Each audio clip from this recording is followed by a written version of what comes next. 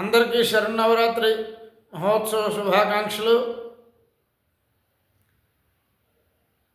నేటి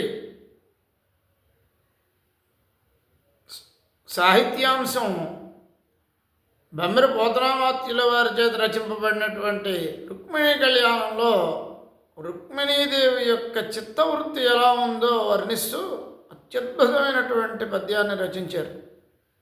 ఆ పద్యం ఏంటంటే, చెప్పదు తల్లి కిందలపు జిక్కు దిశల్ దరహాసచంద్రికన్ గప్పదు వక్రతామరసగంధ సమాగత భృంగ సంఘముండ్రొప్పదు నిద్రగై కొనదు రోజ పరస్పర సక్తహారముల్ విప్పదు కృష్ణ మార్గగత వీక్షణ బంధుల ద్రిప్పదిప్పుడు. అగ్నిద్యోతనుడనే బ్రాహ్మణుణ్ణి రాయబారానికి పంపించిన తర్వాత ఈ బ్రాహ్మణుడు ఎంతకీ రాకపోతే, కృష్ణ పరమాత్మ కూడా రాకపోతే లగ్నం రేపే వివాహము అనగా తన సోదరుడేమో శిశుపాలుడికి ఇచ్చి వివాహం చేస్తానని రుక్మి భీష్మించి కూర్చుంటే, రుక్మిణీదేవి యొక్క తండ్రి భీష్మకుడు కుమారుల యొక్క ప్రాభవం చేత మిన్నకుండిపోతే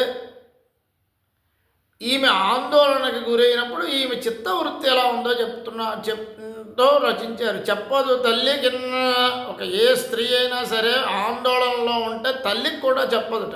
ఇది ఈమె రుక్మిణీదేవి, సాక్షాత్తు రుక్మిణీదేవి మాత్రమే చెప్పలేదనుకోకండి, ఆమె తల్లికి ఏ స్త్రీ కూడా తల్లికి కూడా చెప్పదుట. చెప్పదు తల్లి కిందలపు చిక్కు, తన మనసులో ఉన్న చిక్కు ఏమిటో తల్లికి కూడా చెప్పలేదుట.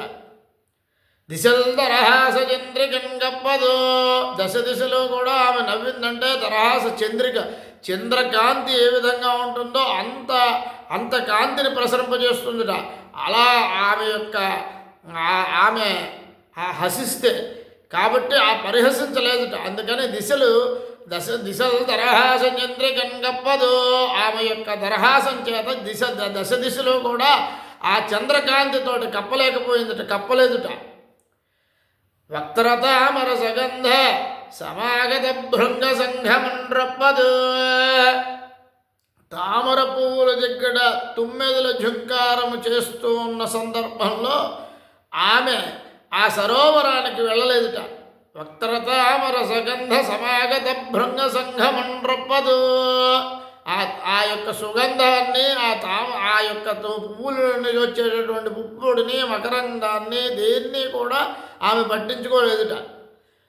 నిద్రకై కొనదు, అసలు నిద్రే పోలేదుట రాత్రి పగలు కూడా. అందుకనే నిద్రపోని వారు ఎవరు అంటే ముగ్గురిని చెప్తారు. ఒకరు యోగి, 2 రోగి, 3 భోగి. యోగికి యోగాభ్యాసం చేత దైవధ్యానంతో నిద్ర పట్టదు, పగలు రాత్రి అహస్యరాత్రస్య నిద్రపోడు. రోగి రోగం చేత, అనారోగ్యం చేత అతని యొక్క శరీరం సహకరించక పగలు రాత్రి అహస్యరాత్రస్య నిద్రపోడు. భోగి కూడా భోగలాలసత్వంతో పగలు రాత్రి అనేది లేకుండా ఆ యొక్క భోగంలో మునిగిపోయి తేలిపోతూ రాత్రి పగలు అనే తేడా తారతమ్యం తెలియకుండా మునిగిపోతాడు. కాబట్టి ఈ ముగ్గురికి కూడా నిద్ర ఉండదు. అలా ఈమె నిద్రగై కొనదు రోజ పరస్పర సక్తహారముల్ విప్పదు, ఆమె ఉరోజానికి చిక్కుకున్నటువంటి తన జడముడికి చిక్కుకున్నటువంటి పరస్పర హారములు ఉన్నటువంటి చూడామణి ఇత్యాదులన్నీ ఉంటాయి కదా, కర్ణాభరణములు, కంఠాభరణములు, ఇటువంటివేవి కూడా ఆమె తొలగించలేదు, తప్పించలేదు, పెట్టుకోలేదు. రోజ పరస్పర సక్తహారముల్ విప్పదు, ఏ హారాన్ని కూడా ఆమె పక్కన పెట్టలేదు.